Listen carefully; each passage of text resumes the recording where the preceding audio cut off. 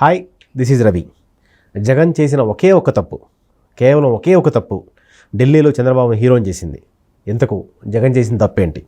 ఇదే అంశంపై మనతో మాట్లాడేందుకు సీనియర్ జర్నలిస్ట్ సిఎస్ రావు గారు ఉన్నారు. ఆయన అడిగి మరిన్ని వివరాలు తెలుసుకుందాం. సార్ నమస్కారం. సార్ నమస్తే రవి. సో జగన్ చేసిన తప్పు ఏంటి, చంద్రబాబు హీరో అవడానికి ఈ తప్పు ఎలా ఉపయోగపడింది, అసలు ఏం జరిగింది సార్? సార్ ఒకటేంటంటే ఢిల్లీకి అనేక సందర్భాల్లో జగన్మోహన్ రెడ్డి ముఖ్యమంత్రి హోదాలో వెళ్ళారు. అంతకుముందు ముఖ్యమంత్రి హోదా లేనప్పుడు ఢిల్లీ వైపు చూడలేదు, ఎవరిని కలిసడానికి ప్రయత్నం చేయలేదు, కలవాలని ప్రయత్నం చేసినా ఆయనకు అపాయింట్మెంట్స్ ఇవ్వలేదు. ఢిల్లీలో ఆయనకు అపాయింట్మెంట్స్ దొరికింది ఎప్పుడు అంటే ముఖ్యమంత్రిగా ఆయన పదవి బాధ్యతలు స్వీకరించిన తర్వాత కొన్ని నెలల తర్వాత రకరకాల ప్రయత్నాలు చేసిన తర్వాత ఆయనకు అపాయింట్మెంట్స్ దొరికింది. తొలి రోజుల్లో ఆయనకు అపాయింట్మెంట్ ఇవ్వలేదు, నరేంద్ర మోడీ ఇవ్వలేదు, అమిత్ షా కూడా ఇవ్వలేదు, ఇద్దరు కూడా ఇవ్వలేదు తొలి రోజుల్లో. ఆ తర్వాత రకరకాల ప్రయత్నాలు చేసి విజయసాయి రెడ్డి లైజనింగ్ చేయడం ద్వారా ప్రధానమంత్రి ఆఫీసులో విజయసాయి రెడ్డి ఆడ ఎంటర్ అయ్యి ఆయన తనదైనటువంటి శైలిలో ఒక ప్రయత్నాలు చేసి ఎట్టకేలకు జగన్మోహన్ రెడ్డికి అపాయింట్మెంట్స్ ఇప్పించడానికి ద్వారాలు తెరిచేలాగా ఆయన ప్రయత్నం చేసినట్టు సక్సెస్ అయ్యారు. ఆ తర్వాత నుంచి అపాయింట్మెంట్స్ ఆయన దొరుకుతూ ఉన్నాయి జగన్మోహన్ రెడ్డికి. అయితే జగన్మోహన్ రెడ్డి ముఖ్యమంత్రి హోదాలో నరేంద్ర మోడీని కానీ అమిత్ షాని కానీ కలిసినప్పుడు ఏ విధంగా వ్యవహరించారు, ఏమి అడిగారు అనే దాని మీద ఆయన పర్సనాలిటీ ఆధారపడి ఉంటుంది. అంతే కదా. ఒక వ్యక్తి ఒక ప్రొఫెషనల్ దగ్గరికి, ఒక పెద్ద వ్యక్తి దగ్గరికి వెళ్ళినప్పుడు, ఒక ఇంటర్వ్యూకి వెళ్ళినప్పుడు జనరల్గా ఏం అబ్జర్వ్ చేస్తారు? బాడీ లాంగ్వేజ్ అబ్జర్వ్ చేస్తారు. తర్వాత నిజాయితీ మాట్లాడేటువంటి విధానం ఎలా ఉంది, నిజాయితీ ఉందా ఆయన మాటలో లేదా అనేది అబ్జర్వ్ చేస్తారు.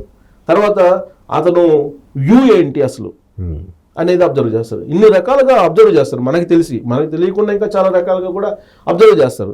ఇంకోటి ఏంటంటే వాళ్ళు ఇచ్చేటువంటి అపాయింట్మెంట్ కూడా ఒక 10 నిమిషాలు 15 నిమిషాలు ఇస్తారు. ఈ 10-15 నిమిషాల్లో ఏం చెప్పాలో అది సూటిగా సుత్తి లేకుండా చెప్పేసి వచ్చేయాలి. ఆ విషయంలో తెలంగాణ ముఖ్యమంత్రి రేవంత్ రెడ్డి సక్సెస్ అయ్యారు. మొదటి మీటింగ్లోనే సక్సెస్ అయ్యారు అని చెప్పి సర్వత్రా వినిపిస్తుంది.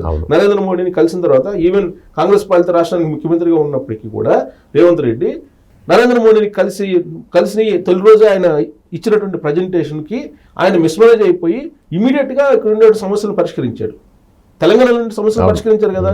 ఇప్పుడు కేసీఆర్ ముఖ్యమంత్రిగా ఉన్నప్పుడు ఆయన రక్షణ భూములకు సంబంధించిన రక్షణ భూములు ఇవ్వమని చెప్పేసి అక్కడికి మొత్తం క్యారిడార్ ఏర్పాటు చేయడానికి దాదాపు 5 సంవత్సరాలు 6 సంవత్సరాల నుంచి ప్రయత్నం చేస్తున్నారు. ఆయన క్లియర్ చేసుకోలేకపోయారు కదా. కానీ రేవంత్ రెడ్డి ఒకేసారి కలిసారు, ప్రజెంటేషన్ ఇచ్చారు. ఆ ప్రజెంటేషన్ లో నిజాయితీ కనిపించింది, ఇచ్చారు. సో అంత క్లోజ్ గా అబ్జర్వ్ చేస్తారు అక్కడ నరేంద్ర మోడీ, అమిత్ షా, వాళ్ళు ఎవరైనా సరే ప్రధానమంత్రి హోదాలో ఉండేటువంటి వాళ్ళకి అక్కడ ఒక టీం ఉంటుంది.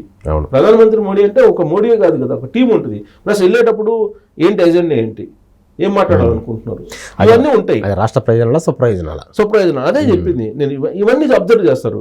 ఈ విషయంలో జగన్మోహన్ రెడ్డిని గత మూడు సంవత్సరాల నుంచి చూస్తారు. ఎందుకంటే మొదటి సంవత్సరం ఆయనకు అపాయింట్మెంట్స్ ఇవ్వలేదు, 2-3 సంవత్సరాలు ఇచ్చారు, 4వ సంవత్సరం నుంచి అపాయింట్మెంట్స్ తగ్గించుకుంటూ వచ్చారు. ఇప్పుడు అసలు అపాయింట్మెంటే ఇవ్వడానికి వాళ్ళు ఇష్టపడలేదు. గత 2 నెలల నుంచి ప్రయత్నం చేస్తుండే అపాయింట్మెంట్ కోసం, కానీ ఇవ్వలేదు.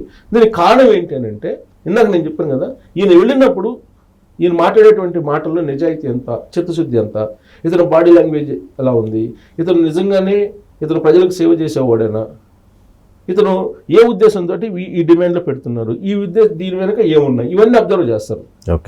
ఇవన్నీ అబ్జర్వ్ చేసిన తర్వాత ఓకే ఇతను రాష్ట్ర ప్రయోజనాల కోసం చిత్తశుద్ధితోటి నిజాయితీగా అడుగుతున్నాడు అన్నప్పుడు ఇమీడియట్గా క్లియర్ చేస్తారు.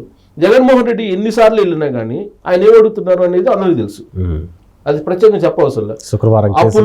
అప్పుల కోసం గ్రీన్ సిగ్నల్, కేసుల కోసం. ఇంతకుమించి రాష్ట్ర ప్రయోజనాలు కానీ విభజన చట్టంలో ఉండేటువంటి అంశాల గురించి కానీ ఏ రోజు కూడా ఆయన ప్రస్తావించినటువంటి దాఖలాలు లేవు. వాటికి సంబంధించి వాళ్ళతోటి లైజనింగ్ చేసి వాళ్ళని అభ్యర్థించినటువంటి పరిస్థితులు కూడా ఎక్కడ కనిపించవు మనకి. ఆయన ఢిల్లీ వెళ్ళినప్పుడు అప్పుడే చెప్పేశాడు, కార్డు వదిలేశాడు కదా సార్. కార్డు వదిలేసి ఇప్పుడు ప్రత్యేక హోదా మన అంశం లేదు, వాళ్ళు ఇస్తే తీసుకోవాలంటే ఫస్ట్ రోజే చెప్పాడు. అసలు ఆల్రెడీ ముందే చెప్పేసాడు, ఢిల్లీ వెళ్ళక ముందే చెప్పేశాడు. నాకు ఢిల్లీలో నా అవసరం లేకుండా అక్కడ ప్రభుత్వం ఏర్పడింది కాబట్టి నేనేం చేయలేను చెప్పేశారు. ప్రత్యేక హోదా గురించి నేను అడగడం తప్పితే అంతకుమించి నేను చేయగలిగింది ఏమి లేదని చెప్పి ఆ రోజే చెప్పారు.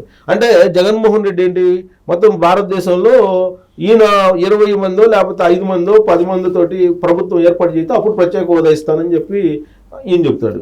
అదే చెప్పాలి కదా ఈయన ప్రజలకు కూడా. నా అవసరంతో ప్రభుత్వం ఏర్పడితేనే నేను తీసుకొస్తాను, లేకపోతే నేను చేయలేనని ఆ రోజు చెప్పాలి కదా. ఆ రోజు అలా చెప్పలేదు కదా. 25కి 25 ఇవ్వండి, నేను మెడల్ వంచి ప్రత్యేక హోదా తీసుకొస్తానని చెప్పాడు కదా ఆయన. సీన్ కట్ చేస్తే మెడల్ వంచడం కాదు, మెడల్ దించుకొని ఆయన వెళ్ళి వస్తున్నాడు అనేది అందరికి తెలిసినటువంటి విషయం. దీంట్లో మనం విమర్శించినా విమర్శించకపోయినా అది అందరికీ తెలిసినటువంటి అంశం అది. సో ఇప్పుడు జగన్మోహన్ రెడ్డి అక్కడికి వెళ్తున్నటువంటి సందర్భంలో అసలు ఎలా వెళ్తున్నాడు ఆయన అనేది తప్పులు కౌంట్ చేస్తారు. పై వాళ్ళు ఎప్పుడు కూడా తప్పులు కౌంట్ చేస్తారు. మనం ఒక ఇంటర్వ్యూకి వెళ్ళంగానే మొత్తం అతను క్యాలిక్యులేట్ చేస్తాడు. ప్లస్ పాయింట్స్ ఏంటి, మైనస్ పాయింట్స్ ఏంటి క్యాలిక్యులేట్ చేస్తారు. ప్లస్ పాయింట్స్ ఎక్కువ ఉంటే నిన్ను ఇంటర్వ్యూలో పాస్ చేసి ఇంటర్వ్యూలో జాబ్ ఇస్తాడు. అదర్వైజ్ నీకు మైనస్ పాయింట్స్ ఎక్కువ ఉంటే ఇవ్వరు కదా, ఎవరికైనా అది సహజమే కదా. అలానే ఇప్పుడు జగన్మోహన్ రెడ్డి విషయంలో కూడా జగన్మోహన్ రెడ్డి ఎప్పుడు వెళ్ళినా కానీ ఏం అడుగుతున్నారు, ఆయన ఎంతసేపటికి అప్పులు కావాలి, లేదంటే కేసులు, లేదంటే మూడోది ఏంటి తన సొంత వ్యవహారాలు ఉంటాయి కదా వాటికి సంబంధించి అడుగుతుంటారు. ఇంకోటి ఏంటంటే ఈ మధ్య కాలంలో అతను యాడ్ చేసింది ఏంటంటే అదే ఆ ఒక్క తప్పే ఆయన్ని టోటల్గా అపాయింట్మెంట్ కూడా లేకుండా చేసిందని చెప్పి ఢిల్లీ వర్గాలు చెప్తూ ఉన్నాయి. ఇప్పుడు తాజాగా ఏంటి ఆయన చేసిన తప్పు తాజాగా అంటే, అంతకుముందు అప్పులు కేసుల గురించి మాట్లాడేవాళ్ళు. ఇప్పుడు లేటెస్ట్ గా చంద్రబాబు నాయుడు అరెస్ట్, చంద్రబాబు నాయుడు నేను అరెస్ట్ చేయాలి, నాకు పర్మిషన్ ఇవ్వండి, చంద్రబాబు నాయుడు లోపల పెట్టాలి, మీరు పొత్తు పెట్టుకోవద్దు. ఓకే, ఇది ఆయన లాస్ట్ మీట్లో వాళ్ళని అభ్యర్థించినటువంటి అంశం. కరెక్ట్గా ఈ రెండు అభ్యర్థనలు చేసిన తర్వాతనే జగన్మోహన్ రెడ్డికి డోర్స్ కంప్లీట్గా క్లోజ్ అయిపోయి ఢిల్లీలో. Okay, plus Chandrababu Naidu arrest చేసిన తర్వాత ఏం చెప్పాడు, నేను లండన్లో ఉన్నాను, లండన్లో ఉన్నాను, పోలీసులు ఎత్తుకుపోయారు, ఢిల్లీలో వాళ్ళు ఉన్నారు, పెద్దలు ఉన్నారు, బీజేపీ మెద్ద వేసే ప్రయత్నం చేశారు.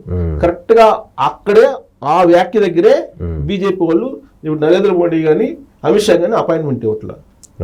నువ్వు పోయేమో చంద్రబాబు నాయుడు అరెస్ట్ చేయడానికి పర్మిషన్ ఇవ్వని చెప్పి నువ్వు అడిగావు, వాళ్ళు నీ గ్రీన్ సిగ్నల్ ఇవ్వాల. అయినప్పటికీ ఏం చేసావు, చంద్రబాబు నాయుడు అరెస్ట్ చేసావు ఆధారాలు లేకుండా అరెస్ట్ చేసావు. అరెస్ట్ చేసిన తర్వాత చెప్పింది తప్పు, ఆ తప్పుని బీజేపీ వాళ్ళ మీద రుద్దడానికి ప్రయత్నం చేసావు.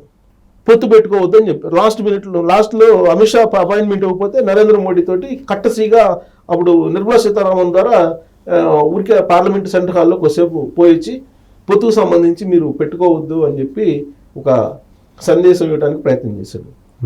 అంటే పొత్తు పెట్టుకోవద్దని చెప్పి చెప్పేంత స్థాయి ఒక ముఖ్యమంత్రిది, ప్రధానమంత్రికి, అంటే బీజేపీకి అందుట్లో ఒక జాతీయ స్థాయి పార్టీ, బలమైనటువంటి పార్టీ, ఆ పార్టీలో ఉండేటువంటి పెద్దలు నరేంద్ర మోడీ, అమిత్ షాకి మీరు పలానా వాళ్ళతో పొత్తు పెట్టుకోవద్దు, పలానా వాళ్ళతోటి మీరు వ్యతిరేకంగా ఉండండి, నాకు శత్రువు కాబట్టి మీకు కూడా శత్రువు అనే యాంగిల్లో చెప్తే నీ గురించి ఏమనుకుంటారు, ఎవరైనా నెగిటివ్ అనుకుంటారు కదా.